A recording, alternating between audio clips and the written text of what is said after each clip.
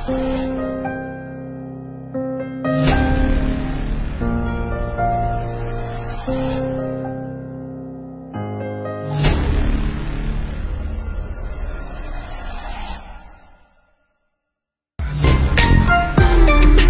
story σου κοιτάζει, ο πρέσου δεν θα αντέξει. Ήτανε σίγουρο.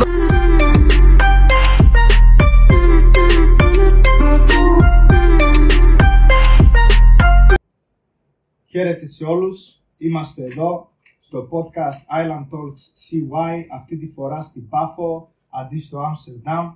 Σήμερα έχουμε ένα παιδί το οποίο έχει μεγάλα όνειρα, ελπίδες, είναι πολύ σκληρός, έχει δουλέψει πολλά στη ζωή του, γι' αυτό τον έχουμε φέρει εδώ σήμερα να μάθετε κι εσείς ποιος είναι ο Γκαζάρα. Γεια σου κύριε Γκαζάρα, χαίρομαι πολύ που ήρθες σήμερα. Ευχαριστώ φίλε με την πρόσκληση, χαιρετώ όλους που μας βλέπουν το κοινό σου και ευχαριστώ για την πρόσκληση. Θέλω να μας πεις αυτό το όμορφο πρωί σήμερα εδώ στην Κύπρο, πώς είσαι ρε φίλε, γενικά πώς θα πας, είσαι καλά? Μια χαρά φίλε, δόξα τω Θεώ, πάμε καλά, τρέχουμε δουλειές, ασχολούμαστε και γενικά αυτό μπρο, δουλεύουμε. Ωραία. Θέλω να μου πεις και να ξεκινήσουμε έτσι λίγο χαλαρά, θέλω να μας πεις ρε φίλε πώς ήταν τα παιδικά σου χρόνια, γενικά πώς ήταν η ζωή του Γκαζάρα όταν ήταν μικρός? Τα παιδικά μου χρόνια δεν έχουν αλλάξει πολλά φίλε από τη στιγμή που την σημερινή. Είμαι πάλι ο ίδιος, απλά οριμάσαμε λίγο παραπάνω, μεγαλώσαμε, έχουμε μπει λίγο στη ζωή, πλέον ξέρουμε περίπου τι θέλουμε και πώς να το πάρουμε αυτό που θέλουμε και δουλεύουμε σκληρά μπρο για τα όνειρα που έχουμε. Εντάξει, θέλω να μου πεις πώς ήταν η παιδική ηλικία του Γκαζάρα. Ποια είναι μια στιγμή από την παιδική ηλικία που έτσι δεν θα ξεχάσεις ρε φίλε? Τα παιδικά μου χρόνια δεν θα ξεχάσω μία μέρα που ήρθαμε στην Κύπρο. Εγώ κατάγομαι φίλε από την Βουλγαρία. Που ήρθαμε στην Κύπρο ήμουνα και σε μικρή ηλικία και ξέρεις χάνεις φίλους. Απλά μία μέρα του είπαν οι γονείς μου, απλά ήμουνα μικρός και δεν έδωκα σημασία. Μία μέρα απλά μαζέψαμε τα πράγματα μας και ήρθαμε στην Κύπρο και ξέρεις δεν έχεις φίλους, δεν ξέρεις τη γλώσσα, είναι δύσκολο να μπεις στην κοινωνία, είναι δύσκολο να μπεις. Όμως σιγά σιγά φίλε μπήκαμε με τα χρόνια, μετά ξέρεις ξεκινήσαμε τα σχολεία, μπήκαμε, έβλεπα ότι ας πούμε τα άτομα στο σχολείο τραβούσαν από εμάς, δεν ήθελαν να είμαστε στην παρέα τους επειδή είμαστε ξένοι, δεν ξέρουμε τα ελληνικά. Δηλαδή μόλις ήρθες έχεις νιώσει έτσι λίγο διαφορετικός από τους άλλους? Σίγουρα ότι νιώσες διαφορετικός, όμως μπορώ να σου πω διαφορετικός με το ωραίο. Οκ, και δηλαδή μετά ήρθες στην Κύπρο, καινούργια χώρα, σιγά σιγά προσαρμόστηκες, βρήκες φίλους και ξαφνικά βρέθηκες σε μια φάση στα οποία ξεκίνησες να κάνεις κάποια event. Θέλω να μου πεις λίγο πώς ξεκινήσανε αυτά τα event, ποια είναι η ιστορία από πίσω με αυτά τα event? Φίλε, η ιστορία αυτή είναι πολλά παράξενα, όμως πολλά ωραία ιστορία.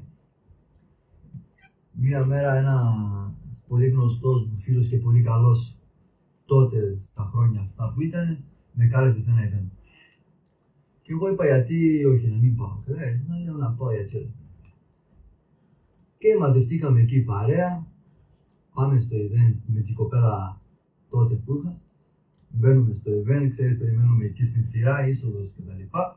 Μπαίνω στο event και μου άρεσε η φάση πως είναι μέσα μπρο. Μου άρεσε η φάση πως είναι μέσα, η διάθεση και όλα αυτά. Το κομμάτι της οργάνωσης μου άρεσε. Κατάλαβες, επειδή είδα κάποια πράγματα ας πούμε, που με χτυπήσανε στο μάτι, ξέρεις. Κατάλαβες ότι είναι για σένα αυτό το πράγμα? Τότε δεν το κατάλαβα, απλά το ήθελα. Απλά είπα στην κοπέλα τότε που είχα, της λέω μία μέρα θα το κάνω εγώ αυτό. Και μετά ξέρεις πάλι ήταν απλά μία λέξη που έσυρα απλά έτσι. Και μετά από καιρό φίλε, όχι να σου πω την ιστορία που έγινε και η φάση που ήταν εκεί πέρα, ξέρεις, περάσαμε ωραία, καλοπεράσαμε μέχρι μπορεί η ώρα 11-12 το βράδυ, κάπου εκεί τέτοια ώρα, επειδή το event ξεκίνησε πιο νωρίς, οπότε έπρεπε να φύγουμε. Όμως εμείς τότε δεν είχαμε αυτοκίνητα, περιμέναμε τη μητέρα του παιδιού που ήταν μαζί μας. Και όλοι ήταν μυθισμένοι, ξέρεις, παρέα εκεί, όλοι μέχρι σε καλοπέρα, σε ξέρεις, μπρο, πάρτι, πάμε. Πέρασαμε καλά.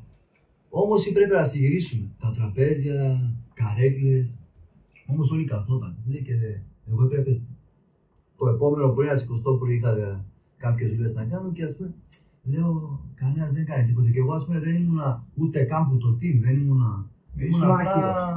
Ήμουν ένας καλεσμένος που πήγε στο πάρτι να καλοπέρασε όπως τους άλλους.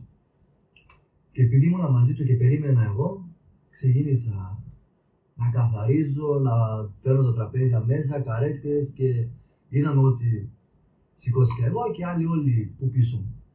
Και τελειώσαμε, φίλε, μπορεί ας πούμε και ένα 20 λεπτό, 30 λεπτά τελειώσαμε τη δουλειά και το κεφάλι του event, ο οργανωτής, μου λέει φίλε, εγώ εσένα ας πούμε δεν θα σε ξεχάσω. Θα μιλήσουμε και πιο μετά. Και μετά από αυτό, πώς εξελίχθηκαν τα πράγματα. Και εγώ απλά είπα OK, κατάλαβες, είπα OK και δεν περίμενα κάτι.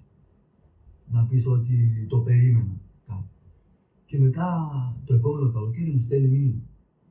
Και μου λέει φίλε θέλεις να ασχοληθείς με τα event και του λέω εγώ έτσι, ξέρεις, έστειλα το άκυρο έτσι, λέω όχι, δεν έχω το κοινό, δεν είμαι ο άνθρωπος που θα ασχοληθεί με αυτό το πράγμα.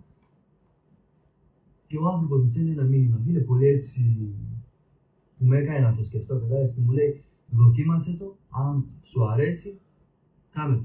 Άμα δεν σου αρέσει, μην το κάνεις. Απλά δοκίμασε, λέει, δεν θα κάνεις.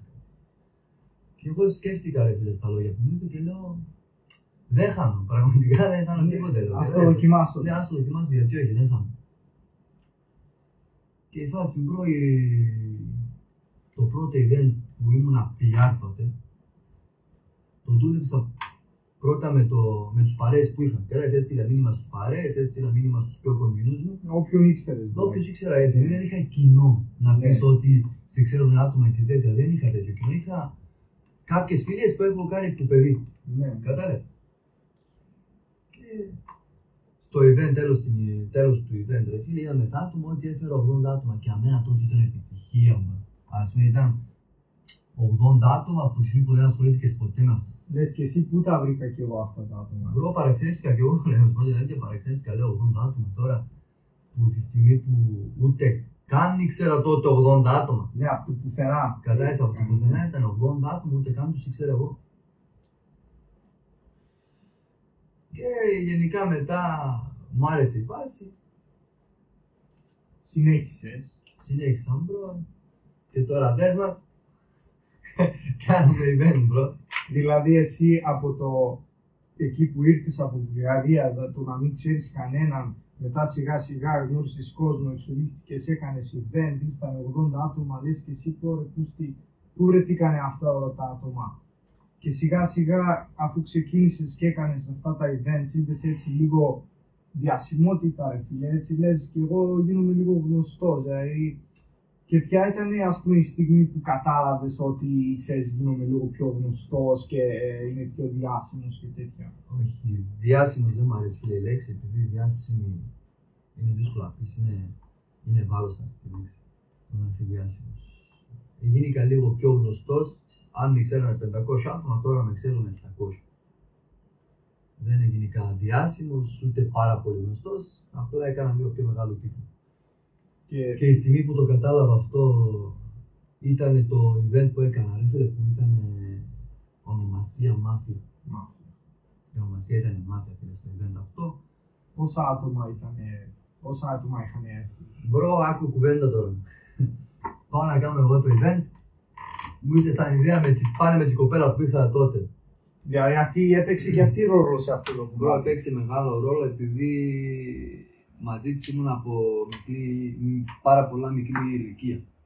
Και ας πούμε ό,τι έκανα ως τώρα, μπορώ να πω, είχε ένα δάχτυλο μέσα, κατάλαβες, είχε κάποια πράγματα μέσα που βοήθησε πάρα πολύ.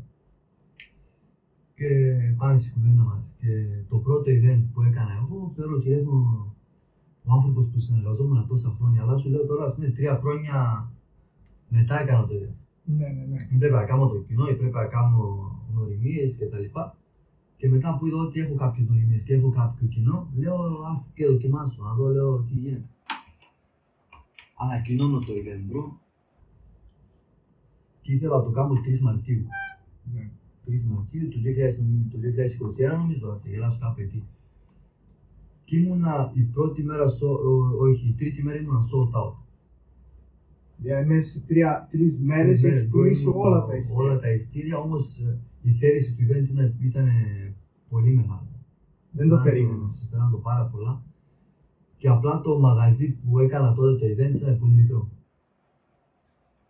Όμως είχε πολλά άτομα που ήθελαν να έρθουν και εγώ ας πούμε έπιαζα τη διοκτήτρια τότε στο μαγαζί αυτό και της λέω μπορούμε να σκεφτούμε κάτι και να κάνουμε 3 και 4 Μαρτίου, ας πούμε 2 μέρες. Επειδή ήταν αρκετός ο κόσμος και το μπαράκι αυτό ήταν μικρό. Ναι, γέμισε. Να μην το πω τώρα, μην κάνουμε καμία διαφήμιση. Όχι. Και μπρο ήταν 3 Μαρτίου και 4 Μαρτίου ήταν 400 συν άτομα σε μαγαζί που χωρεί 180 max. Δηλαδή σκέφτομαι ας πούμε τώρα. Έσπασε τα ρεκόρ εσύ. Μπρο για μένα τότε ήταν επιτυχία.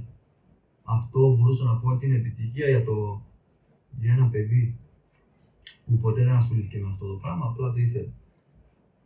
Δηλαδή θες να πεις ότι αυτό ήταν το πάρτι που σε έσπρωξε έτσι μπροστά και κατάλαβες ότι ας πούμε το έχω ρε παιδί μου με αυτά τα πάρτι και ξέρω εγώ. Μπρο, ποτέ δεν νόμιζα ότι το έχω. Απλά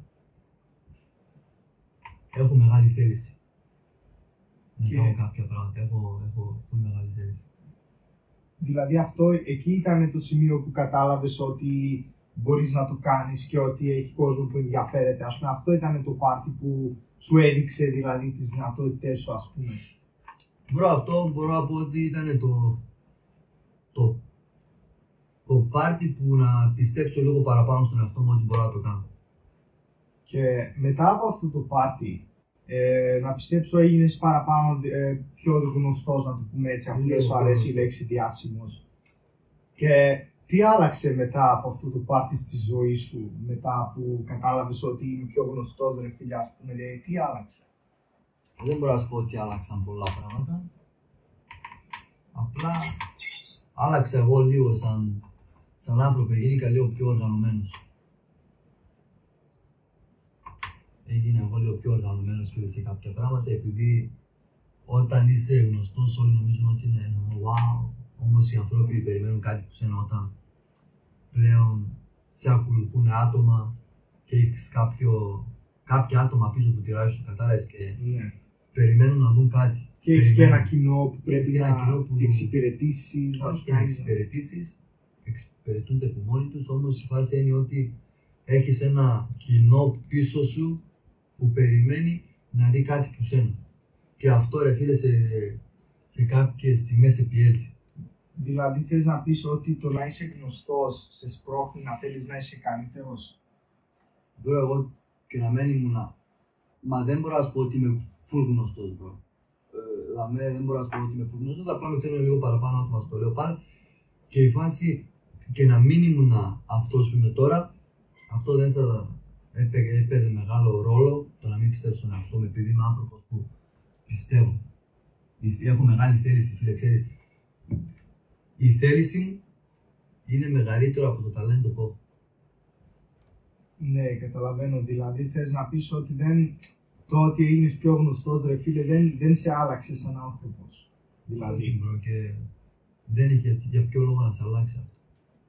Και αφού βλέπεις ότι έγινες και πιο γνωστός και αυτά, αλλά γενικά, ποιο είναι το αφροδισιάκ στη ζωή σου, δηλαδή τι είναι αυτό που σε ενθουσιάζει, τα χρήματα, η διασημότητα, το να σε ξέρει ο κόσμος, ποιο είναι αυτό που είναι το αφροδισιάκ σου να πούμε στη ζωή?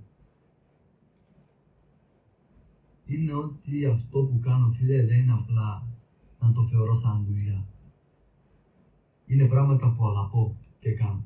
Και αυτό μπορώ να σου πω ότι με σμπρώχνει και λίγο παραπάνω. Ξέρεις, είναι ένα και μικρό μοτίβο ότι δεν το θεωρώ σαν δουλειά, είναι κάτι που αγαπώ και όταν το κάνω αυτό το πράγμα μου δίνει ενέργεια. Δεν είναι μόνο δουλειά αυτό. Δεν είναι δουλειά, μπορείς να πεις κάτι που δουλεύεις και δεν θέλεις να το δουλεύεις. Ναι. Κατάλαβες, δεν θέλεις να το δουλεύεις, όμως έχεις ανάγκη ναι. να το δουλεύεις επειδή θέλεις να κάνεις κάτι και το δουλεύεις. Αυτό μπορώ να το πω είναι δουλειά, αλλά αυτό που αγαπάς δεν είναι δουλειά. Και το κάνεις δεν είναι δουλειά. Δηλαδή, Αν εσύ δεν γίνει έχεις δουλειά, δουλέψει. αν γίνει δουλειά, αυτό είναι εσύ. Δηλαδή όλα αυτά τα πάρτι και αυτά που κάνεις, να πούμε, είναι δουλειά, αλλά για σένα δεν είναι, γιατί είναι κάτι που αγαπάς. Έστω και αν βγάζεις και κάποια χρήματα, να πούμε, ας πούμε, από αυτά, εσύ δεν το βλέπεις σαν δουλειά. Ναι, μπρο, το βλέπεις για χαλάρωση. Βλέπεις, ας πούμε, να κάνεις ένα event, δεν είναι απλά έκανα το event και τέλος. Σε αυτό το event πας και εσύ συμμετέχεις και σε αυτό το κομμάτι. Ναι. Και πας και καλοπερνάς και είναι μια ευκαιρία το να δεις όλους τους γνωστούς και οι φίλοι σου από κοντά να μιλήσετε. Έχει καιρό, ας πούμε, σε κάποια event πάω και επειδή ένα παιδί που τον έχω δει πριν 3 χρόνια τον βλέπω εκεί, κατάλαβες, και ας πούμε είναι πολύ ωραίο πράγμα. Δηλαδή σε ένα παιδί που δεν το έχεις δει 3 χρόνια και το βλέπεις σε ένα event, το κάνεις, ξέρεις, και είναι ωραία φάση. Σε ενώνει δηλαδή με άτομα από το παρελθόν και τέτοια. Όχι σε ενώνει, ρε φίλε, έχει κάποια άτομα που δεν τους έχω δει πολλά χρόνια και όταν έχουμε κάποιο πάρτι, αυτό το άτομο εμφανίζεται μπροστά μου και το βλέπεις και απλά είναι ωραίο συναίσθημα, μπρο. Βλέπεις κάποιον που... Βλέπεις κάποιο φίλο σου που τα παλιά χρόνια, μπρο. Δηλαδή δημιουργάται ωραίες στιγμές εκεί πέρα. Ναι, μπρο, σε αυτά. η άουρα είναι διαφορετική. Αλλά να σε ρωτήσω, έχω μια πολύ σημαντική ερώτηση. Οκ, καλές στιγμές, πάρτι, τέτοια, αλλά τι είναι το τίμημα που έχεις πληρώσει για να φτάσεις, δηλαδή τι έχεις πληρώσει από τη ζωή σου για να μπορείς να φτάσεις εδώ που έφτασες ως τώρα, να πούμε έτσι. Να συνεχίζω να κάνω αυτό που κάνω. Δηλαδή, αυτό είναι, τι είναι αυτό που έχεις πληρώσει όμως, κάτι που ίσως μπορεί να θυσιάσεις από τη ζωή σου ή κάτι που σταμάτησες να κάνεις για να μπορείς να κάνεις αυτό που θέλεις πραγματικά. Δεν μπορώ να πω ότι πλήρωσα κάτι, φίλε. Το μόνο είναι όταν θες να κάνεις κάποια δουλειά, χρειάζεσαι και κάποια οικονομικά. Με ποιο πράγμα έχεις συμβιβαστεί όμως, ποια είναι τα πράγματα που χρειάστηκε να συμβιβαστείς για να πεις, ας πούμε τώρα, ρε παιδί μου, για να κάνω αυτά τα πάρτι πρέπει να συμβιβαστώ με κάτι για να μπορούν να γίνουν όλα αυτά. Έχει διάφορα πράγματα. Ας πούμε, στα γενέθλια του αδερφού μου, ας πούμε, δεν μπορούσα να του πάρω ένα δώρο. Στα γενέθλια της μητέρας μου, τον πατέρα μου, είχε κάποια πράγματα, ας πούμε, που δεν μπορούσε, επειδή πρέπει να φυλάξεις για να κάνεις κάτι που θέλεις να κάνεις. Και εγώ δεν μπορώ να πω ότι συμβιβιάστηκα με αυτό το πράγμα. Μπορώ να πω ότι αυτοί το κάνανε μαζί μου. Δηλαδή θες να πεις ότι η οικογένειά σου έχει συμβιβαστεί με αυτό που θες να κάνεις εσύ, ας πούμε. Ναι, σίγουρα. Και πιστεύεις ότι ίσως αυτό, ας πούμε, μπορεί να έχασες κάποιο χρόνο μαζί τους επειδή δούλευες και τέτοια. Πιστεύω ότι όλοι αυτοί που θέλουν να ασχοληθούν με κάτι χάνουν αυτό το χρόνο. Επειδή το να κάνεις κάτι που θέλεις χρειάζεται και χρόνο. Και το χρόνο είναι το μόνο πράγμα που δεν μπορείς να γυρίσεις πίσω. Ναι, εννοείται. Δεν έχετε πίσω χρόνος, έτσι. Όμως εντάξει, δεν έχασα και πολύ χρόνο μαζί τους. Ήμουνα πάντα μαζί τους, σε ωραίες στιγμές. Απλά μπορώ να σου πω ότι η φάση που μου λες τι πλήρωσες να φτάσεις ως εδώ που είσαι, δεν φτάσα κάπου wow. Έχω κάποια πράγματα που θέλω να περάσω. Όμως σου λέω ότι δεν είχα και δεν έχω ακόμα το οικονομικό ώμο. Ναι. Για να μπορώ να κάνω τα πράγματα που θέλω να κάνω. Δηλαδή εσύ στοχεύεις να πας κάπου πιο ψηλά. Πιστεύω ότι όλοι πρέπει να έχουν ένα στόχο πιο ψηλά. Και όχι απλά να έχουν να το πούνε. Επειδή ας πούμε ξέρεις, βγαίνεις σε παρέες και σου λένε όλοι θέλουν να κάνω αυτό, να κάνω αυτό και σου λένε 10 πράγματα. Και ας πούμε την επόμενη μέρα τους βλέπεις πάλι κάνουν τα ίδια πράγματα που έκαναν χτες και δεν μπορείς να έχεις στη ζωή σου κάτι καινούριο άμα δεν αλλάξεις κάτι στη ζωή σου. Εννοείται. Και εσύ γενικά, είπαμε τώρα για τα πάρτι αυτά, πώς ξεκίνησες, πώς εξελίχθηκες, πώς θα εξελιχθείς. Εσύ γενικά σαν άνθρωπος, πώς είσαι, ας πούμε, είσαι άνθρωπος που κρίνει, δηλαδή έχεις κάποια κριτική και αν Σίγουρα ότι κρίνω. Τι πράγματα κρίνεις γενικά, ποια είναι η κριτική σου, ας πούμε. Εγώ κρίνω και τον εαυτό μου συνέχεια, μπρο. Το κρίνω συνέχεια. Κάποτε, ξέρεις, όταν τρως πολύ γιατί έφαγα πολλά, γιατί έφαγα γλυκό τώρα, γιατί δεν έφαγα γλυκό τώρα, γιατί δουλεύω τόσο πολλά, γιατί δεν ξεκουράζομαι, κάποτε γιατί ξεκουράζομαι και δεν δουλεύω και κρίνω συνέχεια τον εαυτό μου. Και πιστεύεις ότι κάποιος να κρίνει τον εαυτό του βοηθάει να πας πιο ψηλά στη ζωή γενικά? Πιστεύω άμα το κρίνεις με τον σωστό τρόπο. Δηλαδή δεν είναι κάτι κακό για σένα κάποιος να κρίνει τον εαυτό του. Εκεί πρέπει νομίζω όλοι να έχουν καμία κριτική για τον εαυτό τους. Ναι, για να Αλλά μπορείς εξαρτάται και τι κριτική πρέπει να σκέφτεσαι πάντα θετικά μου. και να βελτιώνεσαι, έτσι. Σίγουρα. Αυτό Εννοείται. είναι το point. Γι' αυτό πρέπει να κρίνεις τον εαυτό σου για να ξέρεις πού να βελτιωθείς, ρε φίλε. Γιατί άμα δεν το κάνεις, πώς θα ξέρεις τι πρέπει να αλλάξεις και τι πρέπει να βελτιώσεις στη ζωή σου, ας πούμε. Σίγουρα ότι πρέπει να κρίνεις τον εαυτό σου με τον σωστό τρόπο. Πάλι στο λέω με τον σωστό τρόπο, επειδή έχει κάποιες κριτικές που ακούω που φίλους και είναι εγώ δεν μπορώ να το κάνω, εγώ δεν μπορώ να πετύχω, εγώ δεν μπορώ. Και αυτή είναι λάθος κριτική. Ναι. Κρίνουν με λάθος τρόπο, ας πούμε. Κρίνουν με λάθος τρόπο και αυτό για μένα είναι λάθος κριτική. Άμα το κρίνεις με τον σωστό τρόπο, αυτό μπορεί να σε βρώσει και λίγο πιο μπροστά. Είναι και κάποια πράγματα στη ζωή που πρέπει να αλλάξει. Και πρέπει να πιστεύεις στον εαυτό σου, εννοείται. Αυτό είναι ένα από τα πιο σημαντικά πράγματα. Γιατί αν δεν πιστεύεις στον εαυτό σου, δεν πιστεύεις ότι μπορείς να αλλάξεις κιόλας. Μπρο, κανένας άλλος δεν μπορεί να πιστέψει στον εαυτό του αντί ο ίδιος. Ναι, εννοείται. Όλοι θέλουν να είσαι καλά, αλλά όχι καλύτερα από εκείνους. Εννοείται, ρε Αυτό φίλε, το μέσα. εννοείται. Όλοι είμαστε λίγο εγωιστές, έτσι. Σε κάποια πράγματα πρέπει. Εννοείται, ναι. Αλλά εσύ γενικά αυτή τη στιγμή πώς είσαι, ας πούμε, είσαι λίγο μπερδεμένος, νιώθεις ότι τα έχεις όλα τέλεια, πώς νιώθεις, είσαι μπερδεμένος με τον εαυτό σου? Σε γενικά? κάποια πράγματα είμαι πολύ μπερδεμένος και σε κάποια πράγματα είμαι πολύ τυπικός. Δηλαδή ποια πράγματα είναι αυτά που σε μπερδεύουν εσένα, να πούμε? Τα πράγματα που με μπερδεύουν εδώ είναι ότι τώρα θέλω αποφάσισα να κάνω κάτι καινούριο και είμαι μπερδεμένος αν αξίζει να το κάνω. Και θα δούμε στην πορεία.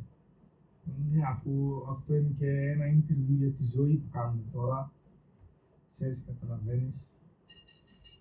Είμαι μπερδεμένος και για την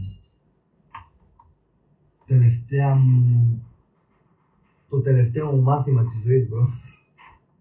Ναι, ναι, ναι. Και θες να πεις ότι εσύ είσαι τυπικός σε κάποια πράγματα. Έχει πράγματα που ίσως δεν είσαι τόσο τυπικός και σκέφτεσαι κάποτε, ας πούμε, πρέπει να είναι πιο τυπικός εκεί ή πρέπει να είναι έτσι λίγο από εδώ. Κατάλαβες? Νομίζω ότι όλοι οι άνθρωποι έχουν δυνατές γραμμές στις δυνατότητες που έχουν. Όλοι είναι διαφορετικοί, bro. Εγώ, ας πούμε, κάποτε είμαι μπερδεμένος για κάποια πράγματα, για κάποια πράγματα είμαι τυπικός. Οκ, και θυμάμαι πριν είχες αναφέρει ότι είχε μια κοπέλα η οποία ήταν στη ζωή σου τότε όταν εσύ ξεκίνησες στα πάρτι και μου είχες πει ότι αυτή η κοπέλα έπαιξε ρόλο στο να εξελιχθείς εσύ από μόνος σου.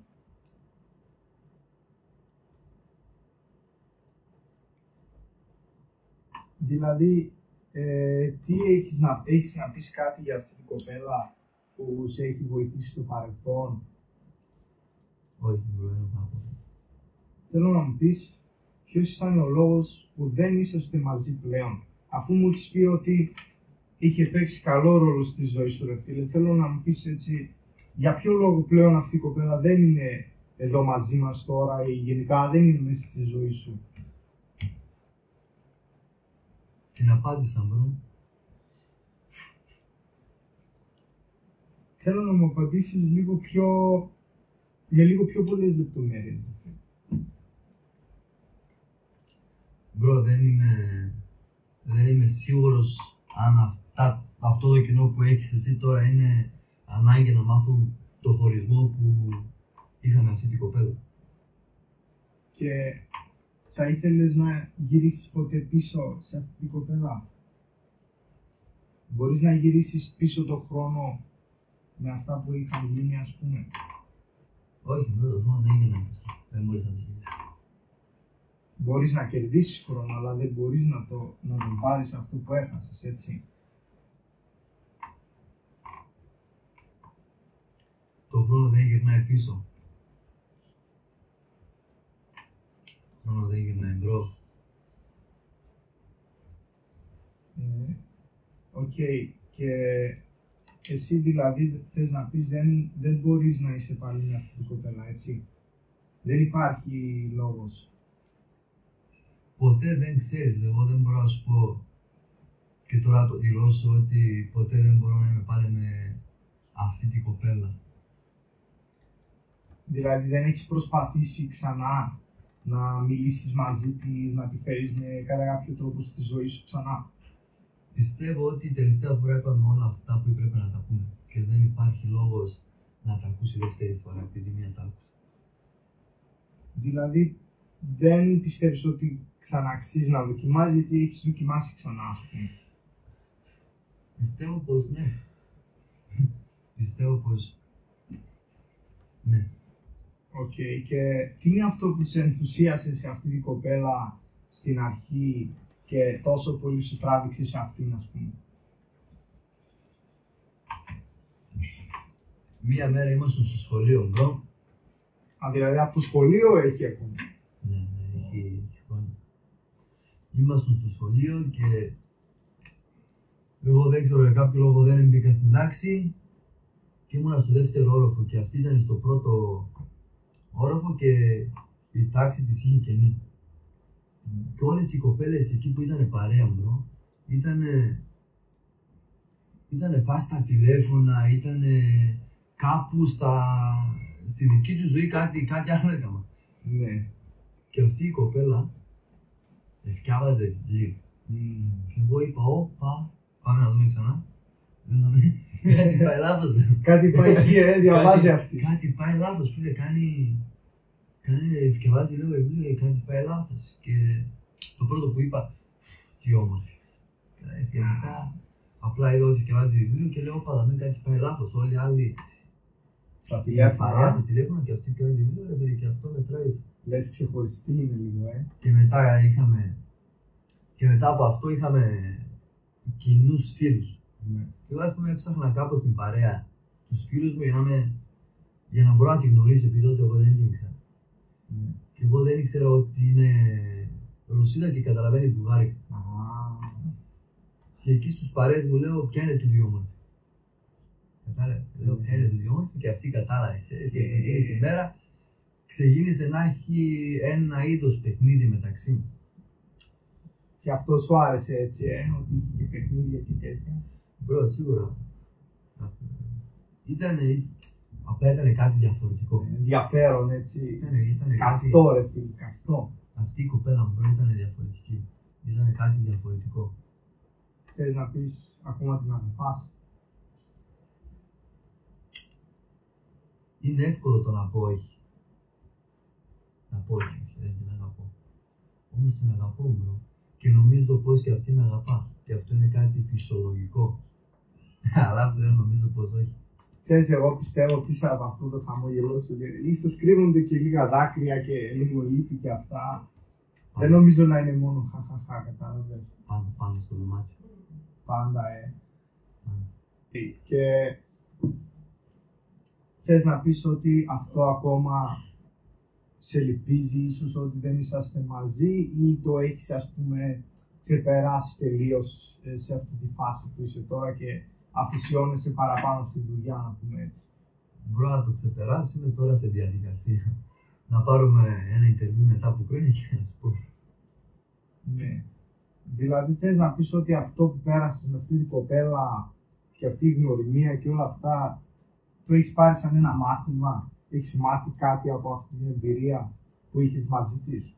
Μπρο, έμαθα το τι σημαίνει να είσαι αγαπημένος και τι σημαίνει να αγαπάς.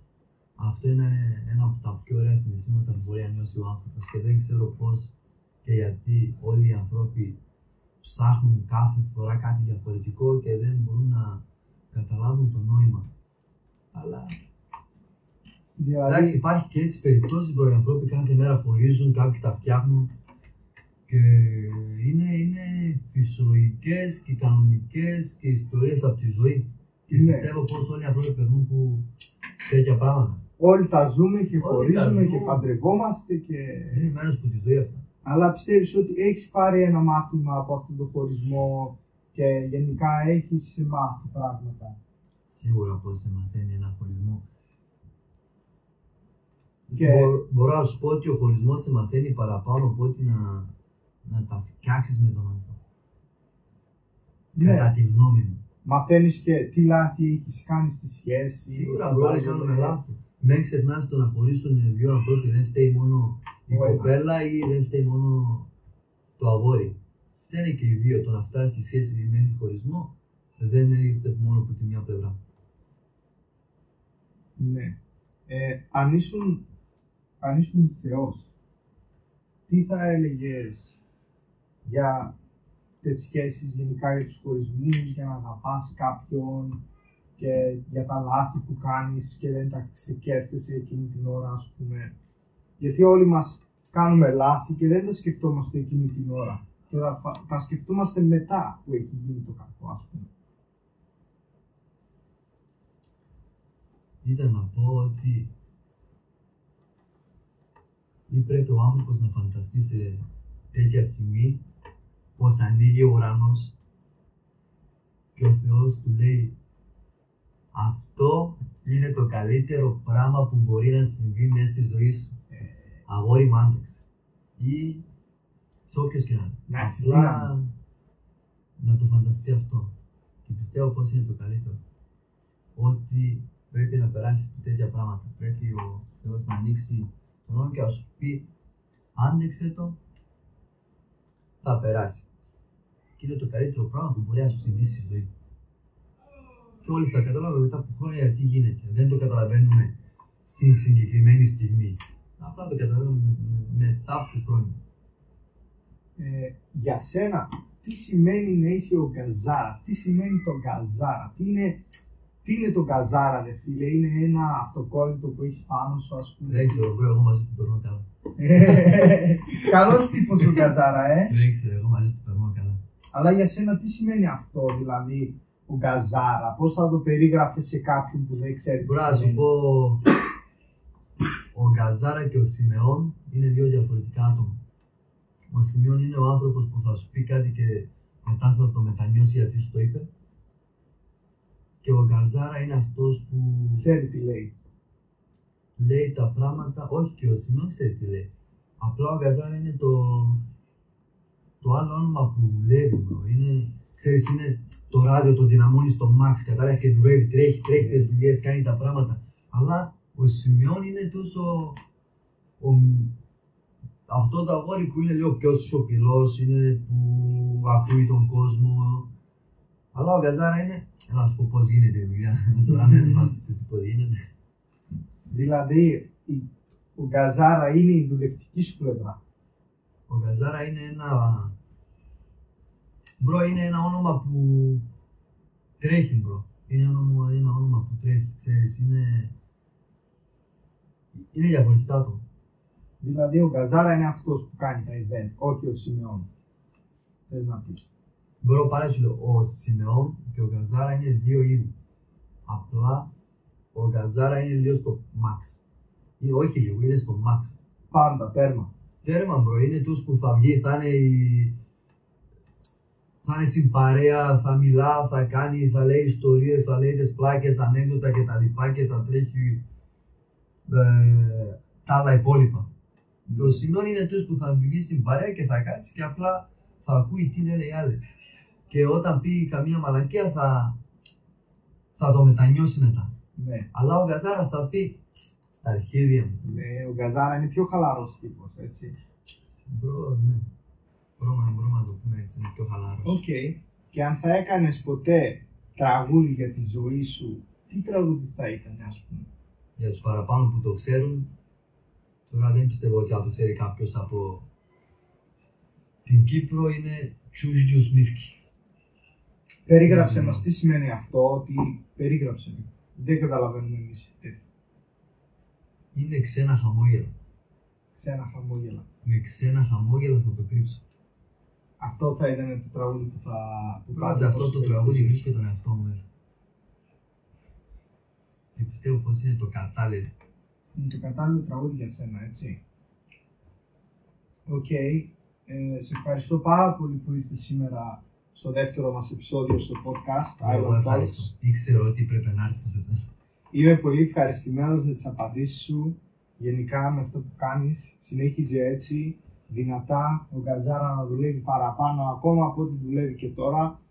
Και γενικά ρε φίλε, στη ζωή πρέπει να είσαι, ξέρεις, τέρμα, όπως είναι και ο Γκαζάρα. Να λένε αυτός δουλεύει, κατάλαβες.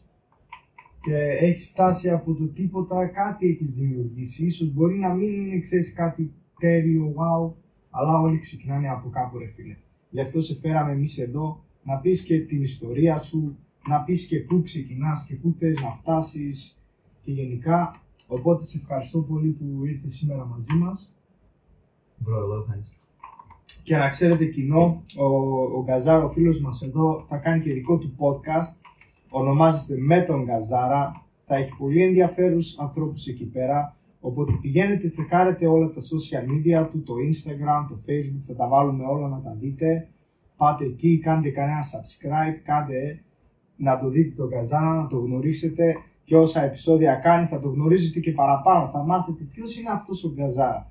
Τώρα έτσι λίγο τον ξέρετε, όσο πάει θα το γνωρίσετε, θα δείτε ποιος είναι αυτός ο Γκαζάρα και θα ξέρετε ποιος είναι ο Γκαζάρα και όχι μόνο. Είμαι σίγουρος ότι θα φέρεις και πολλά ενδιαφέρον άτομα, έτσι. Το πιστεύω πως ναι, μπρο.